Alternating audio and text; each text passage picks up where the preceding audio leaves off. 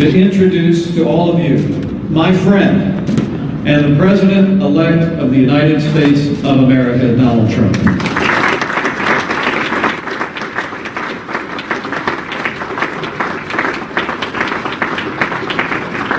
Thank you very much. It's very familiar territory, news conferences, because we used to give them on a almost daily basis. I think we probably maybe won the nomination because of news conferences, and it's good to be with you.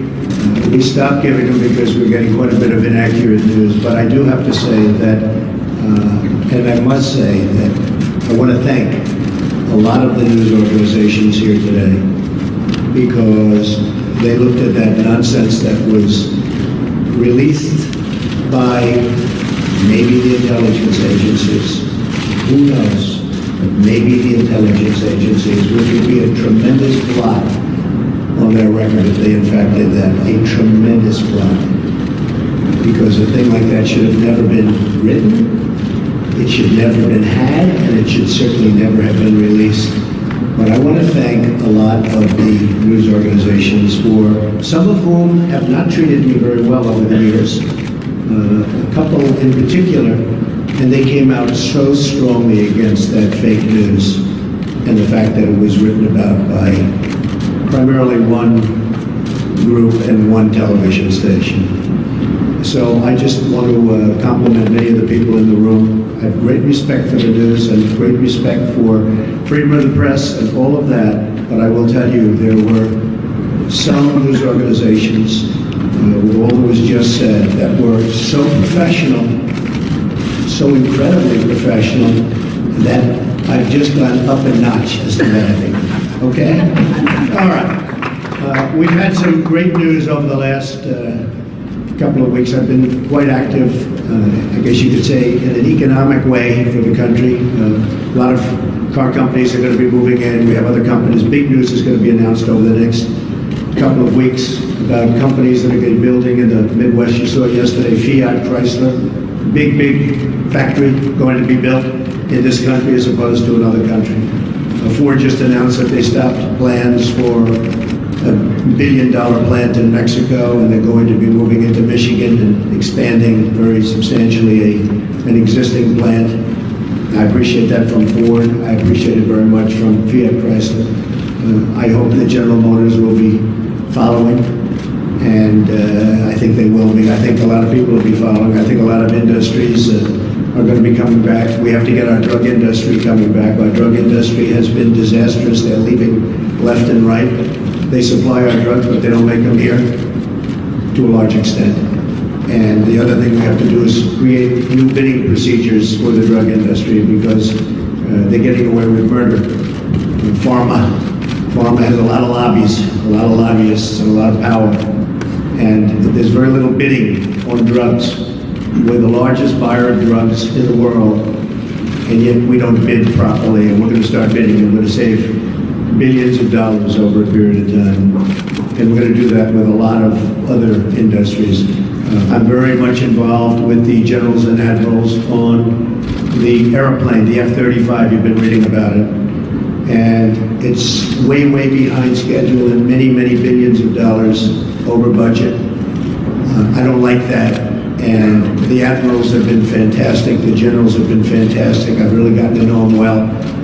And we're going to do some big things on the F-35 program, and perhaps the F-18 program. And we're going to get those costs way down, and we're going to get the plane to be even better, and we're going to have some competition, and it's going to be a beautiful thing. So we've been very much involved, and other things. We had Jack Ma, we had so many incredible people coming here. Mr. Arnaud, they're going to do tremendous things in this country. And they're very excited. And I will say, if the election didn't turn out the way it turned out, they would not be here, they would not be in my office, they would not be in anybody else's office. They'd be building and doing things in other countries. So there's a great spirit going on right now, a spirit that many people have told me they've never seen before, ever. We're going to create jobs. I said that I will be the greatest jobs producer that God ever created, and I mean that. I'm going to work very hard on that. We need certain amounts of other things, including a little bit of luck. But I think we're going to do a real job, and I'm very proud of what we've done, and we haven't even gotten there yet. I look very much forward to the inauguration. It's going to be a beautiful event. We have great talent, tremendous talent, and we have all of the bands, or most of the bands, from the different segments of the military. And I've heard some of these bands over the years. They're incredible. We're going to have a very, very elegant day. The 20th is going to be something that will be very, very special, very beautiful. And I think we're going to have massive crowds because we have a movement. It's a movement like the world has never seen before. It's a movement that a lot of people didn't expect. And even the polls, although some of them did get it right, but many of them didn't. That was a beautiful scene on November 8th as those states started to pour in. And we focused very hard on those states, and they really reciprocated. And those states are going to have a lot of jobs, and they're going to have a lot of security. They're going to have a lot of good news for their veterans. And by the way, speaking of veterans, I appointed today the head secretary of the Veterans Administration, David Shulkin, and we'll do a news release in a little while. I'll tell you about David. He's fantastic. He's fantastic. He will do a truly great job. One of the commitments I made is that we're going to straighten out the whole situation for our veterans. Our veterans have been treated horribly. They're waiting in line for 15, 16, 17 days. Cases where they go in and they have a minor early stage form of cancer and they can't see a doctor. By the time they get to the doctor, they're terminal. It's not going to happen. It's not going to happen. So David is going to do a fantastic job. We're going to be talking to a few people also to help David. And we have some of the great hospitals of the world going to align themselves with us on the Veterans Administration, like the Cleveland Clinic, like the Mayo Clinic, a few more that we have. And we're going to set up a group. These are hospitals that have been the top of the line, the absolute top of the line. And they're going to get together with their great doctors. Dr. Toby Cosgrove, as you know, from the Cleveland Clinic, has been very involved. Mike Perlmutter has been very, very involved, one of the great men of business. And we're going to straighten out the VA for our veterans. I've been promising that for a long time. And it's something I feel very, very strongly. So you'll get the information on David, and I think you'll be very impressed with the job he does. We looked long and hard. We interviewed at least 100 people. Some good, some not so good, but we had a lot of talent. And we think this election will be something that will, with time, straighten it out, and straighten it out for good, because our veterans have been treated very unfairly. Okay. Mr. Questions? Yes. John? Mr. President-elect, thank you so much. Thank you. Appreciate it. A couple of aspects of the intelligence briefing that you received on Friday that we're looking for further clarification on. Sure. First of all, did the heads of the intelligence agencies provide you with a two-page summary of these unsubstantiated allegations? And secondly to that, on the broader picture, do you accept their opinion that Vladimir Putin ordered the hack of the DNC and the attempted hack of the RNC? And if you do, how will that color your attempts to build a relationship with a leader who has been accused of committing an act of espionage Okay, first against of the all, United States? these meetings, as you know, are confidential, classified, so we're not allowed to talk about what went on in the meeting. But we had many witnesses in that meeting, many of them with us. And I will say again, I think it's a disgrace that information would be let out. I saw the information, I read the information outside of that meeting. It's all fake news. It's phony stuff. It didn't happen. And it was gotten by opponents of ours, as you know, because you reported it, and so did many of the other people. It was a group of opponents that got together, sick people, and they put that crap together. So I will tell you that not within the meeting, but outside of the meeting, somebody released it. It should never have been, number one, shouldn't have even entered paper, but it should never have been released. But I read what was released, and I think it's a disgrace. I think it's an absolute disgrace. As far as hacking, I think it was Russian, but I think we also get hacked by other countries and other people. And I can say that, you know, when we lost 22 million names and everything else that was hacked recently, they didn't make a big deal out of that. That was something that was extraordinary. That was probably China. We have much hacking going on. Mm-hmm. One of the things we're going to do, we have some of the greatest computer minds anywhere in the world that we've assembled. You saw just a sample of it 2 weeks ago up here, where we had the 6 top people in the world that were never in the same room together as a group. And we're going to put those minds together, and we're going to form a defense. And I have to say this also. The Democratic National Committee was totally open to be hacked. They did a very poor job. They could have had hacking defense, which we have. And I will give Reince Priebus credit, because when Reince saw what was happening in the world and with this country, he went out and went to various firms and ordered a very, very strong hacking defense. And they tried to hack the Republican National Committee, and they were unable to break through. We have to do that for our country. It's very important. And just to the last part of that question, where I said, how could all of this potentially color your attempts to build a better relationship with President Putin? Well, you know, President Putin and Russia put out a statement today that this fake news was indeed fake news. They said it totally never happened. Now, somebody would say, oh, of course he's going to say that. I respected the fact that he said that. And I'll be honest, I think if he did have something, they would have released it. They would have been glad to release it. I think, frankly, had they broken into the Republican National Committee, I think they would have released it, just like they did about Hillary and all of the horrible things that her people, like Mr. Podesta, said about her. I mean, what he said about her was horrible. If somebody said about me what Podesta said about Hillary, I was the boss, I would have fired him immediately, or that person, because what he said about her was horrible. But remember this, we talk about the hacking, and hacking's bad, and it shouldn't be done. But look at the things that were hacked. Look at what was learned from that hacking. That Hillary Clinton got the questions to the debate and didn't report it? That's a horrible thing. That's a horrible thing. Can you imagine that if Donald Trump got the questions to the debate, it would have been the biggest story in the history of stories. And they would have said, immediately you have to get out of the race. Nobody even talked about it. It's a very terrible thing. Yes, President-elect, can I ask you a question, sir? Thank you, Mr. President-elect. On that intelligence report, the second part of their conclusion was that Vladimir Putin ordered it because he aspired to help you in the election. Do you accept that part of the finding? And will you undo what President Obama did to punish the Russians for this, or will you keep it in place? If Putin likes Donald Trump, I consider that an asset, not a liability, because we have a horrible relationship with Russia. Russia can help us fight ISIS, which, by the way, is number one tricky. I mean, if you look, this administration created ISIS by leaving at the wrong time. The void was created, ISIS was formed. If Putin likes Donald Trump, guess what, folks? That's called an asset, not a liability. Now, I don't know that I'm going to get along with Vladimir Putin. I hope I do, but there's a good chance I won't.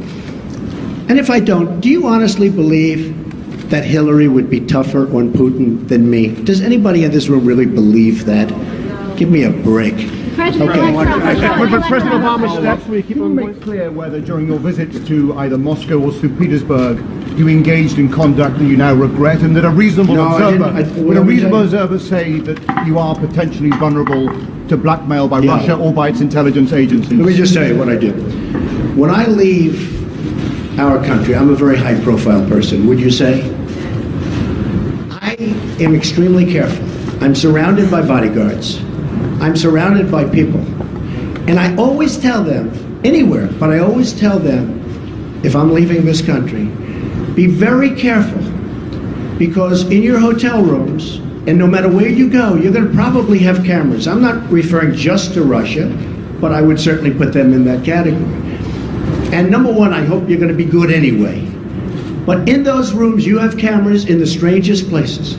Cameras that are so small with modern technology, you can't see them and you won't know.